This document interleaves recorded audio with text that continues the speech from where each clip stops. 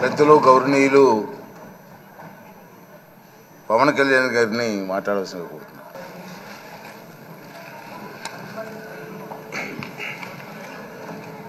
పదహారవ శాసనసభకి ఏకగ్రీవంగా ఎన్నికైన సభాపతి శ్రీ చింతకాయల అయ్యన్న పాత్రుడు గారికి హృదయపూర్వక నమస్కారాలు, మీకు శుభాకాంక్షలు. ఇది నేను మొదటిసారి అసెంబ్లీలోకి అడుగు పెట్టడం. ఇలాంటి సుదీర్ఘ రాజకీయ అనుభవం ఉన్న దాదాపు 7 సార్లు ఎమ్మెల్యేగాను, ఒకసారి పార్లమెంట్లో అడుగుపెట్టిన మీకు, Panchayati Raj, technical education, forest, R&B అనేక మంత్రిత్వ శాఖల్ని సమర్థవంతంగా నిర్వహించిన మీకు ఈ సభాధ్యక్షుడు, ఈ స్పీకర్ స్థానంలో కూర్చోవడం నాకు చాలా ఆనందంగా ఉంది. ఇన్ని దశాబ్దాలు ప్రజలు రాజకీయ జీవనంలో ఇన్ని దశాబ్దాలు ప్రజలు మీ వాడి వేడి చూశారు. మీకు కోపం వస్తే ఋషికొండను చెక్కినట్టు ప్రత్యర్థులకి పదునైన ఉత్తరాంధ్ర యాసలో గుండు కొట్టేస్తారు. ఒకటే బాధేస్తాం సార్, ఇకపైన మీకు తిట్టే అవకాశం లేకపోవడం. కానీ ఇక మీద సభలో ఎవరు తిడుతున్నా దాన్ని ఆఫ్ చేసే బాధ్యత మీ చేతిలోనే ఉంది. మీరే మైక్ ఆఫ్ చేయాలి. అంటే మా చిన్నప్పుడు నేను చూసేవాడు, ఒకసారి అల్లరి చేసే అబ్బాయిని క్లాస్ లీడర్ చేసేవాడు చిన్నప్పుడు మా స్కూల్లో. కానీ ఇన్నాళ్ళు ప్రజలు మీ వాడి వేడి పలుకులు, మీ ఘాటైన వాగ్దాటి చూశారు. ఈ రోజు నుంచి రాష్ట్ర ప్రజలు మీ హుందాతనం చూస్తారు. డిబేట్స్ వెనకాల దాక్కుని సంస్కారహీనమైన భాషల్ని, భావాల్ని రకరకాల మాధ్యాల్లో విరజిమ్ముతూ ఉంటారు. దాని నియంత్రణ మీ ఆధ్వర్యంలో ఇక్కడి నుంచే మొదలవ్వాలి.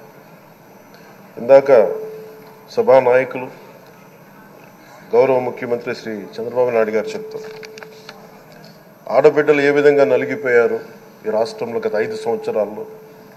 చిన్న లేదు, పెద్ద లేదు, ఎవరని లేదు. ఎవరన్నా సరే ఒక మాట మాట్లాడితే వాళ్ళు వ్యక్తిగతంగా దూషణ, సోషల్ మీడియాలో వాళ్ళని క్యారెక్టర్ అసాసినేట్ చేయటం, వాళ్ళు పెద్ద నాయకులు కావచ్చు, కార్యకర్తలు కావచ్చు, లేదా వాళ్ళకి ఎదురు తిరిగి ఒక ఒపీనియన్ చెప్పి ఎవరైనా సగటు మనిషి కూడా కావచ్చు. అది ఇక్కడతో ఈ రోజు నుంచి ఆగిపోవాలి అధ్యక్ష. అది మీ ఆధ్వర్యంలోనే మొదలవ్వాలి.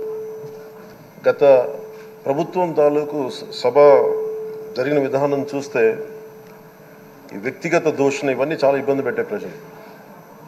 ఈ రోజున వాళ్ళకి 11 సీట్లకు పరిమితం అయ్యారు, ఈరోజు లేరు, ధైర్యం లేదు వాళ్ళకి. విజయాన్ని తీసుకోగలిగారు కానీ ఓటమిని కూడా ధైర్యంగా కూర్చుకునే వాళ్ళకి స్థాయి లేదు, వాళ్ళకి పారిపోయారు ఇక్కడి నుంచి. భావంలో ఉండే తీవ్రత భాషలో ఉండాల్సిన అవసరం లేదు. భాష మనుషుల్ని కలపడానికి కానీ విడగొట్టడానికి కాదు. భాష విద్వేషం రేపడానికి కాదు, పరిష్కరించడానికి.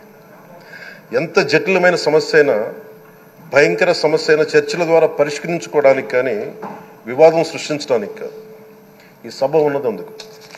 కానీ మనం చూసింది వాళ్ళ దగ్గర నుంచి బూతులతోటి, వ్యక్తిగత దోషులతోటి రాష్ట్ర పురోభివృద్ధిని ఆపేశారు.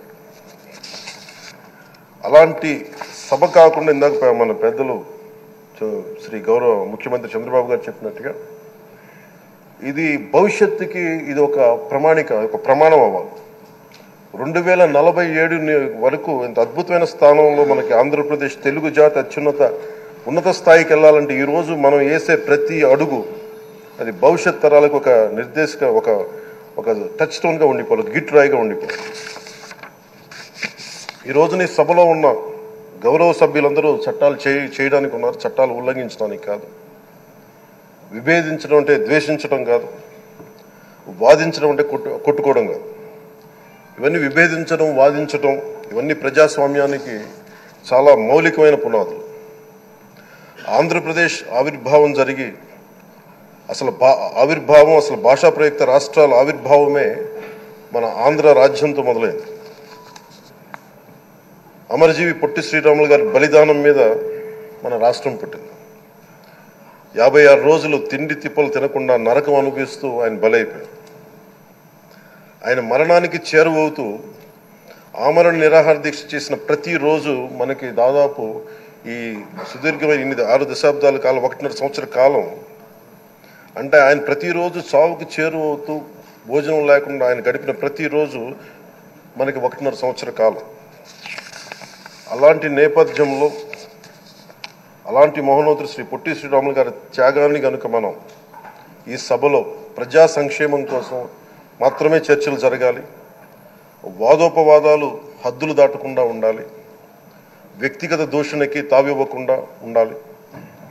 అలా కాకుండా గత ప్రభుత్వంలాగే ఈ సభని తిట్లకి బూతులకి కొట్లాటికి వాడితే ప్రతి నిమిషం పొట్టి శ్రీరాములు గారి బలిదానాన్ని అవమానం చేసినట్టే.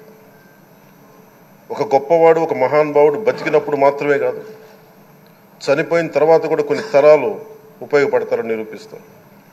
అలాంటి కోవకు చెందిన మహానుభావులు ఆంధ్ర రాష్ట్ర సృష్టికర్త, భాషా ప్రయుక్త రాష్ట్రాలకు శ్రీకారం చుట్టిన ద్రష్ట, అమరజీవి శ్రీ పొట్టి శ్రీరాములు గారి స్మృతిలో ఒక విలువలతో కూడిన ఒక సత్సాంప్రదాయాన్ని తెరలేపుతూ మీ ఆధ్వర్యంలో ఈ సభ జరగాలని, ఈ 5 ఏళ్ల ప్రజాప్రస్థానంలో ఈ విలువైన 5 ఏళ్లు రాబోయే తరానికి గొప్ప భవిష్యత్తునిచ్చేలా, అన్నం పెట్టే రైతుకి, కౌలు చేసుకునే రైతుకి, రైతు కూలీకి అండగా ఉండేలా, మహిళలకి భద్రతతో పాటు ఉన్నత స్థాయికి ఎదిగేలా, ప్రభుత్వ ఉద్యోగులకి భద్రత కల్పించేలా, పశువు పక్షి ప్రకృతి సర్వజనులందరికీ కూడా మతాలకి ప్రాంతాలకి అతీతంగా సుభిక్షంగా అభివృద్ధి పదంలో ఆంధ్రప్రదేశ్ ఆంధ్ర రాజ్యం అద్భుతమైన ప్రగతి సాధించేలా ఈ చర్చలు సాగాలని కోరుకుంటూ, సభాపతి అయ్యన్న పాత్రుడి గారికి మీ ఆధ్వర్యంలో ఈ సభ ఒక సరికొత్త సాంప్రదాయానికి సత్సాంప్రదాయానికి ఇది తెరతీయాలని కోరుకుంటూ మీకు మరోమారు శుభాభినందనలు తెలియజేసుకుంటాను.